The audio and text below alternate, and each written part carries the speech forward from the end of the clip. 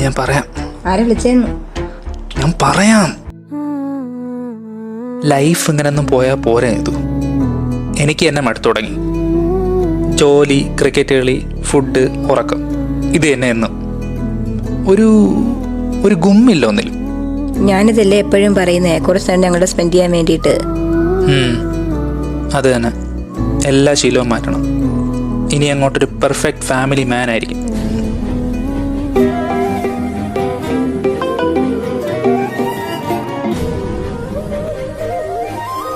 hello,